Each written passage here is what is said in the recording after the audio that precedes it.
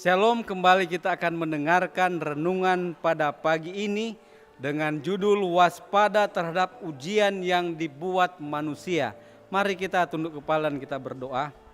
Terima kasih Bapa di sorga, Engkau tetap mengasihi kami, memberikan kepada kami Yesus Kristus dan Roh Kudus yang menuntun kepada kami, kepada seluruh kebenaran. Engkau menyertai kami dalam nama Yesus, amin.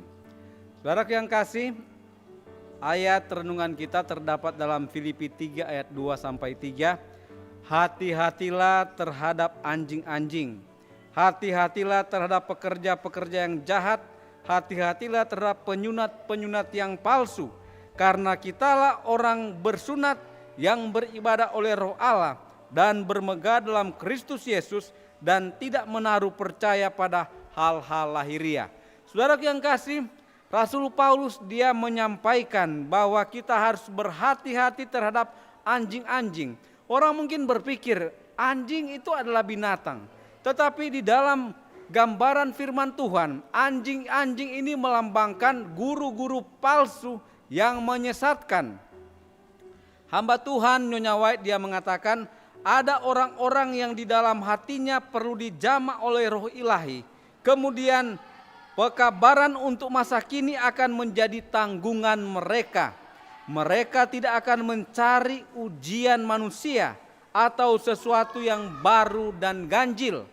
Sekarang ini ada begitu banyak orang mencari doktrin-doktrin yang tidak sesuai dengan firman Tuhan. Kemudian hari Sabat hukum yang keempat itulah yang menjadi ujian untuk masa kini.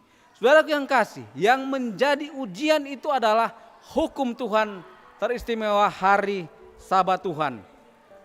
Kita mengetahui lewat berita ada begitu banyak orang-orang yang bertobat menerima kebenaran Tuhan.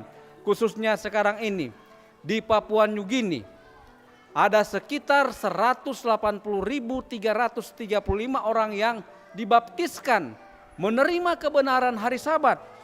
Saudaraku yang kasih, hukum Allah yang hampir ditolak oleh seluruhnya adalah ujian kebenaran masa kini. Masanya akan tiba semua. Mereka yang menyembah Allah akan dikenal dengan tanda ini. Mereka akan dikenal sebagai hamba-hamba Allah dengan tanda ini atas kesetiaan mereka terhadap sorga. Tetapi semua ujian buatan manusia akan membelokkan pikiran dari ajaran-ajaran besar dan penting yang melembagakan kebenaran masa kini.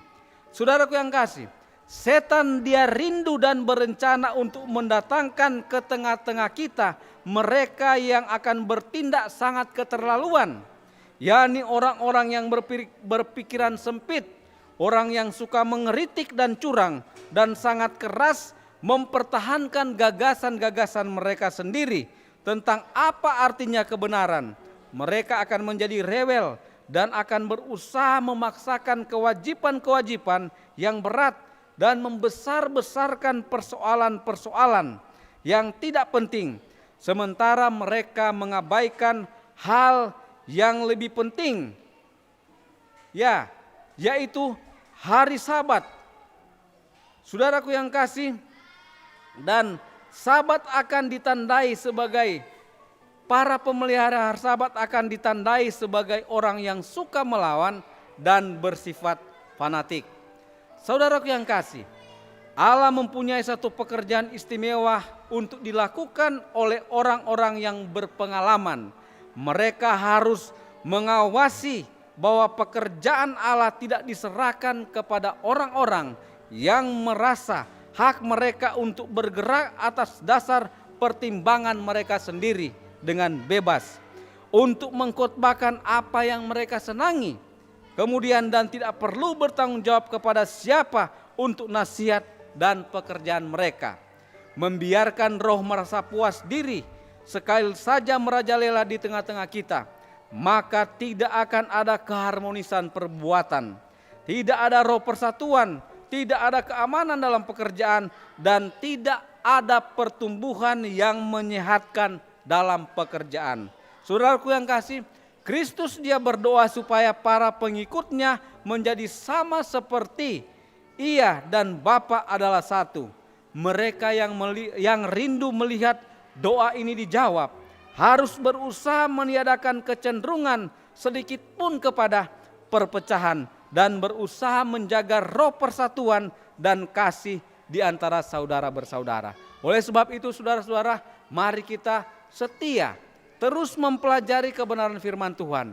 Dengan demikian, dengan doa, bantuan daripada Roh Kudus sangat diperlukan di akhir zaman ini. Sehingga kita boleh bertahan menghadapi masa-masa yang sukar di hadapan kita. Dengan demikian kita boleh menang sebagaimana Yesus sudah menang. Kiranya Tuhan memberkati kita dalam nama Yesus. Amin.